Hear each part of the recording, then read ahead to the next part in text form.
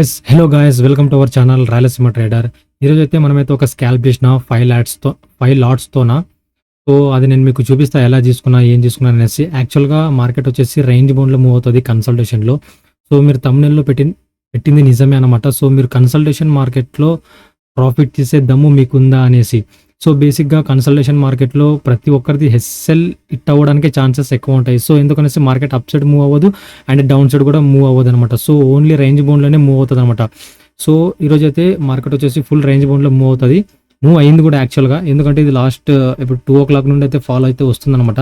So ఇంకా మనకి expiry కాబట్టి మనం 2 తర్వాత మోస్ట్లీ ట్రేడ్ చేయకుండా ఉండడమే బెటర్. ఎక్స్పైరీస్ డేస్లో, ఎక్స్పైరీ ఇండెక్స్లో కూడా మళ్ళీ ప్రతి ఎక్స్పైరీలో కూడా 2 తర్వాత మేబీ హీరో ఇలాంటివి వచ్చే ఛాన్సెస్ ఉంటాయి, రాకపోవచ్చు కూడా. సో బేసిక్గా మనం స్కాల్పర్స్ కాబట్టి 2 తర్వాత మోస్ట్లీ ఎక్కువ ఎవరు ట్రేడ్ చేయరు. ఓన్లీ 2:30 బిఫోర్ ఏదైతే ఉంటుందో అక్కడనే మనమైతే ట్రేడ్ ఫినిష్ చేసుకోవాలన్నమాట. సో ఈరోజు అయితే నాకైతే 1700 రూపీస్ అయితే ప్రాఫిట్ అయితే వచ్చింది. సో అది ఎలా వచ్చింది అండ్ ఎస్ఎల్ హంటింగ్ కూడా ఎలా జరిగింది అనేది మీకు క్లియర్ కట్గా నేనైతే ఎక్స్ప్లెయిన్ చేస్తా. యాక్చువల్గా ఇది వచ్చేసి మనకి నిఫ్టీ, ఈరోజు మనకి నిఫ్టీ ఎక్స్పైరీ కదా, ఇది వచ్చేసి మనకి నిఫ్టీ 50, ఇది ఇండెక్స్ చార్ట్ అనమాట.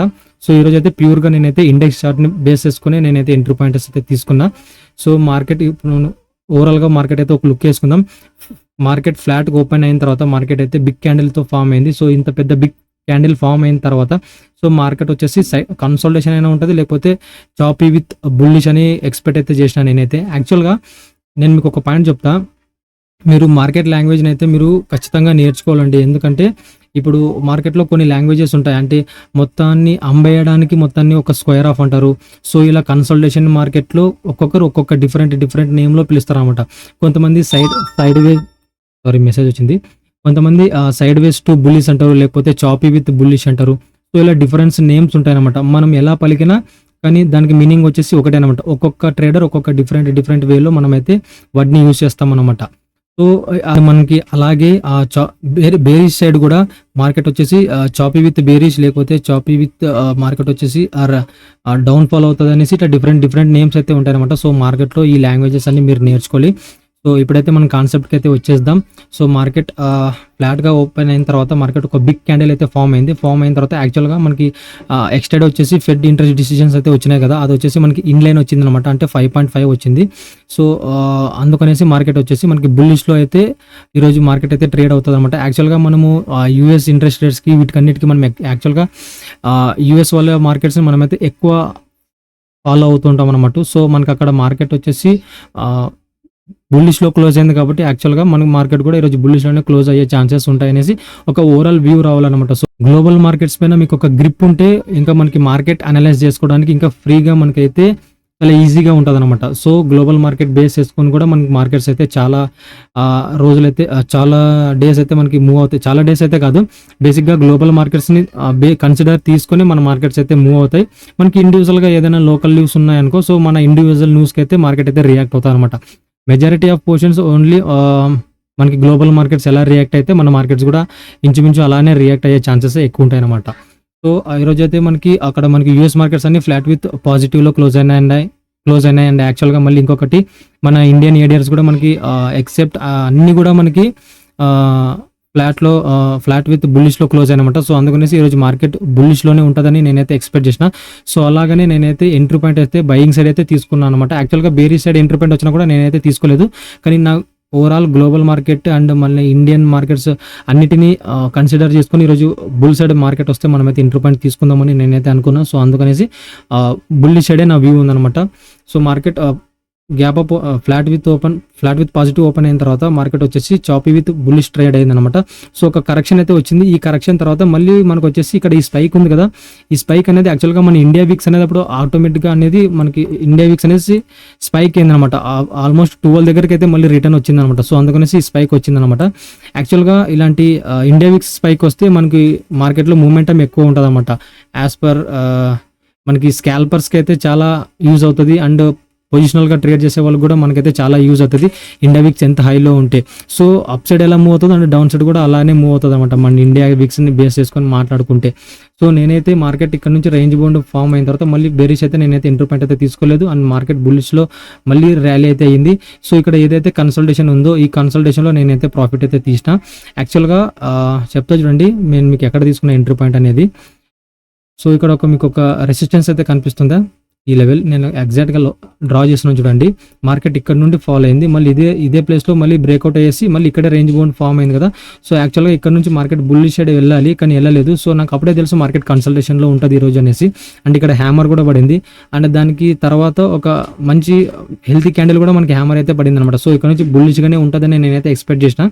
సో మళ్ళీ ఇక్కడ మనకి ఏదైతే బేరిష్ క్యాండిల్ ఉందో సో ఈ బేరిష్ క్యాండిల్లో నాకు కన్ఫర్మేషన్ అయితే రాలేదు. సో ఇక్కడ మనకి ఈ రెండు క్యాండిల్ని బ్రేక్అవుట్ చేసి మార్కెట్ అయితే క్లోజ్ అవ్వలేదు ఈ క్యాండిల్.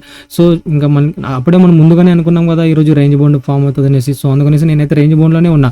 యాక్చువల్గా మళ్ళీ ఇక్కడ సేమ్ అదే లెవెల్స్కి వచ్చిన తర్వాత మళ్ళీ ఇక్కడ నుంచి ఒక సపోర్ట్ తీసుకుందాం అనమాట మార్కెట్. ఇక్కడ సపోర్ట్ తీసుకున్న తర్వాత ఇక్కడ నుంచి మార్కెట్ మనకి మూవ్ అయ్యే ఛాన్సెస్ ఉంటాయి అనేసి నేనైతే అనుకున్నా. సో ఇక్కడ నుండి అయితే మూవ్ అవ్వలేదు, బట్ నేను ఈ క్యాండిల్లో అయితే ప్రాఫిట్ అయితే బుక్ చేసేసుకున్నాను అనమాట. బేసిక్గా నేను ఇక్కడ మార్కెట్ ఈ క్యాండిల్ ఫామ్ అయిన తర్వాత నేను ఎప్పుడు కూడా వెంటనే ఎంట్రీ పాయింట్స్ అయితే తీసుకోను. కొంచెం డిస్కౌంట్లో వచ్చిన తర్వాత నేనైతే లిమిట్ ఆర్డర్ పెట్టేసి నా ఎంట్రీ పాయింట్స్ అయితే ఎగ్జిక్యూట్ అయితే చేస్తానన్నమాట. సో నేను మీకు ప్రీమియం చార్ట్లో క్లియర్ కట్గా చూపిస్తాను ఒకసారి. ఇది వచ్చేసి మనకి ప్రీమియం చార్ట్ అనమాట. 22,750 కాల్ సైడ్ అయితే నేనైతే ఎంట్రీ పాయింట్ అయితే తీసుకున్నా ఈ కాంట్రాక్ట్లోన. బేసిక్గా నేను వచ్చేసి 18 దగ్గర అయితే నా లిమిట్ ఆర్డర్ అయితే పెట్టేసిన. సో ఈ క్యాండిల్ ఫామ్ అయింది కదా, ఈ క్యాండిల్ తర్వాత మార్కెట్ అప్ సైడ్ మూవ్ వెళ్తుంది అనేసి నాకు ఆప్షన్ చైన్ కన్ఫర్మేషన్ కూడా చెప్తుంది అనమాట. సో అందుకనేసి నేనైతే బయింగ్ సైడ్ అయితే ఉన్నా. అంటే వెంటనే అయితే నేనైతే ఎంట్రీ పాయింట్ అయితే తీసుకోలేదు. ఎలాంటి బుల్లిష్ క్యాండిల్ ఫామ్ అయినా మినిమం కొంచెం అయితే డిస్కౌంట్లో దొరుకుతుంది అనమాట, మనకి డౌన్ సైడ్ వస్తుంది. ఆ డౌన్ సైడ్ వచ్చిన తర్వాత మనకి ఇంకొక 4-5 పాయింట్స్ మనము ఇంకా ఎక్కువ క్యాచ్అప్ చేసే ఛాన్సెస్ ఉంటాయి. కాబట్టి నేను ఎప్పుడు కూడా లిమిట్ ఆర్డర్ పెట్టేసి డిస్కౌంట్లో దొరికితేనే నేనైతే ఎంట్రీ పాయింట్ అయితే తీసుకుంటాను అనమాట. నా డైలీ ఇలానే చేస్తాను నేనైతే. సో నాకు యాక్చువల్గా ఈ క్యాండిల్లో నేనైతే ఎంట్రీ పాయింట్ అయితే తీసుకున్నా. ఇక్కడ ఎగ్జాక్ట్గా ఈ క్యాండిల్ మనం ప్రీమియం చార్ట్లో చూసుకుంటే ఈ క్యాండిల్ అనమాట. ఈ క్యాండిల్ ఫామ్ అయిన తర్వాత నేనైతే ఎంట్రీ పాయింట్ అయితే తీసుకోలేదు. మనకి మార్కెట్ అప్ సైడ్ కూడా మూవ్ అవ్వలేదు. ఇక్కడ మనకి ఇక్కడ ఇండెక్స్ చార్ట్లో ఇక్కడ 2 క్యాండిల్స్ పన్నాయి కదా, ఈ 2 క్యాండిల్స్ ఏవైతే ఉన్నాయో మనకి యాక్చువల్గా ఎక్స్పైరీ డే కాబట్టి ఇలాంటి ఒక రెడ్ క్యాండిల్ పడినా మనకి ప్రీమియం అనేది చాలా హెవీగా ఫాలో అవుతుంది అనమాట. సో అందుకనేసి నేను కొంచెం లిమిట్లోనే చాలా డౌన్ సైడ్ అయితే లిమిట్ ఆర్డర్ పెట్టేసుకున్నాను అనమాట. ఎందుకంటే ఇక్కడ మనకి ఇండెక్స్ చార్ట్లో మినిమం కరెక్షన్ వచ్చినా మనకి ఇక్కడ ప్రీమియం చార్ట్లో బిగ్ కరెక్షన్ వస్తుంది అనమాట. సో అందుకనేసి నేనైతే లిమిట్ ఆర్డర్ అనేది 18 దగ్గర అయితే పెట్టుకున్నా. సో నాకు ఇక్కడ యాక్చువల్గా ఇక్కడ ఈ క్యాండిల్లో నాకు ఎంట్రీ పాయింట్ తీసుకోవాలనుకుంటే నేను ఇక్కడ 10 మినిట్స్ వెయిట్ చేసినాను అనమాట. 10 మినిట్స్ తర్వాత ఆటోమేటిక్గా థర్డ్ క్యాండిల్ ఏదైతే ఉందో తర్వాత నాదైతే ఎంట్రీ పాయింట్ అయితే తీసుకునేది అనమాట. యాక్చువల్గా 5 లాట్స్ అయితే చేసిన నేను. ఇక్కడ నా ఎంట్రీ పాయింట్ ఎగ్జిక్యూట్ అయిన తర్వాత మార్కెట్ వచ్చేసి మన ఫేవర్లోనే మూవ్ అయింది. ఇక్కడ మనకి వచ్చేసి బిగ్ క్యాండిల్ ఏదైతే ఫామ్ అయిందో సో నాకు కన్ఫర్మేషన్ వచ్చేసింది. సో మార్కెట్ ఇక్కడ నుండి బయింగ్ సైడ్ ఉంటుంది అనేసి. మళ్ళీ నేను వెంటనే ఆప్షన్ చైన్ రిఫ్రెష్ చేసి చూస్తే అప్పుడు మళ్ళీ నాకు 22,700 దగ్గర అంటే కాల్ సైడ్ అయితే కాంట్రాక్ట్స్ అనేవి బిల్డ్ అయిపోయినాయి అనమాట. సో మళ్ళీ మార్కెట్ అయితే డౌన్ సైడ్ వచ్చే ఛాన్సెస్ ఉంటాయి. సో అందుకనేసి మళ్ళీ అయితే నేను ఎప్పుడైతే ఈ క్యాండిల్ ఫామ్ అయిందో ఇక్కడనే ఎగ్జిట్ చేయాలనుకున్నా, బట్ ఎగ్జిట్ చేసే లోపల ఒక స్పైక్ వచ్చింది అనమాట. బిగ్ స్పైక్ అయితే వచ్చింది కొంచెం. ఈ స్పైక్లో నేను ఎగ్జిట్ అయిపోయే లోపల ఈ స్పైక్లో నేనైతే ఎగ్జిట్ అయితే అయిపోయినా అనమాట. సో నేను మీకు మొత్తానికి ప్రాఫిట్ అయితే చూపిస్తా చూడండి. ఐ హోప్ మీకు ఇది నచ్చింది, అర్థమైంది అనుకుంటున్నాను. నేనైతే ఇక్కడ హ్యామర్ పడిన తర్వాత లిమిట్ ఆర్డర్ పెట్టేసి నేనైతే ఎంట్రీ పాయింట్ అయితే తీసుకున్నాను అనమాట. ఓకేనా, నేను మీకు ఒకసారి ప్రాఫిట్ అయితే చూపిస్తా. ఇక్కడ చూసినారా ప్రాఫిట్ అయితే. ఓకే, ప్రాఫిట్ అయితే మనకు వచ్చేసి 1700 రూపీస్ అయితే ప్రాఫిట్ అయితే వచ్చిందనమాట. సో బేసిక్గా కన్సల్టేషన్ మార్కెట్లో ఎలా ఉంటుందంటే ఎస్ఎల్ హంటింగే ఎక్కువ అయ్యే ఛాన్సెస్ ఉంటాయి. సో అందుకనేసి కన్సల్టేషన్ మార్కెట్లో ఎవరు కూడా పొజిషనల్గా అంటే బిగ్ లాట్స్తో ఎవరు కూడా ఎంట్రీ పాయింట్స్ అయితే తీసుకోదు. మీరు స్కాల్పర్స్ అయితేనే మీరు ఎంట్రీ పాయింట్స్ తీసుకోండి, లేకపోతే గమ్మున కూర్చొని ఆ రోజు మార్కెట్కి గుడ్ బై చెప్పేసి నెక్స్ట్ డే మార్కెట్లో ట్రేడ్ చేయడానికి అయితే ఛాన్సెస్ అయితే మీకు పెట్టేసుకుంటే మీకు మంచిగా ఉంటుంది అనమాట. సో కన్సల్టేషన్ మార్కెట్లో మీరైతే ఎంట్రీ పాయింట్ తీసుకున్నారనుకో అది మీకు లాస్ వచ్చే ఛాన్సెస్ ఎక్కువ ఉంటాయి. అర్థమైందా? సో నేను మీకు ఒకసారి ఎస్ఎల్ హంటింగ్ కూడా చూపిస్తా చూడండి. బేసిక్గా నేనైతే ఇక్కడ ఎంట్రీ పాయింట్ అయితే తీసుకున్నా కదా ఈ క్యాండిల్లో ఎంట్రీ పాయింట్ తీసుకున్న తర్వాత మనకి ఇండెక్స్ చార్ట్లో కరెక్షన్ వచ్చిన తర్వాత మనకి ఇక్కడ చూడండి, ఇక్కడ ఈ క్యాండిల్లో మనకి కరెక్షన్ అంతగా రాలేదు. సో అండ్ ఇక్కడ కూడా మనకైతే బేసిక్గా ఇక్కడ రాలేదు అనుకోండి, యాక్చువల్గా అయితే వస్తుంది. ఇక్కడ ఎంత పెద్ద క్యాండిల్ అయితే ఒక రెడ్ క్యాండిల్ ఫామ్ అయింది కదా, ఈ క్యాండిల్ అనేది మనకి చాలా బిగ్ వేలో స్పైక్ వచ్చి మన ఎన్సెల్ ఎస్ఎల్ హిట్ అయిన తర్వాత అప్పుడు మార్కెట్ అయితే అప్ సైడ్ మూవ్ వెళ్తుంది అనమాట. ఎందుకంటే ఎక్స్పైరీ డేస్లో ప్రీమియం అనేది చాలా వాల్టిలిటీ ఉంటుంది కాబట్టి. సో అదేనమాట ఈరోజు అయితే నేనైతే 1700 రూపీస్ అయితే ప్రాఫిట్ అయితే వచ్చింది.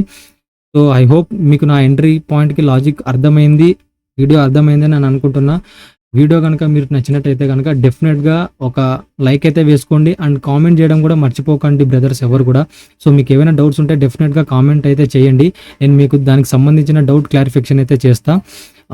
సబ్స్క్రైబ్ అయితే చేసుకోండి. అండ్ ఈరోజు ఇదనమాట నా డే ఓవరాల్గా. So done for the day. మళ్ళీ రేపైతే కలుద్దాం. అంతవరకు ఉంటా. Take care. జై హింద్.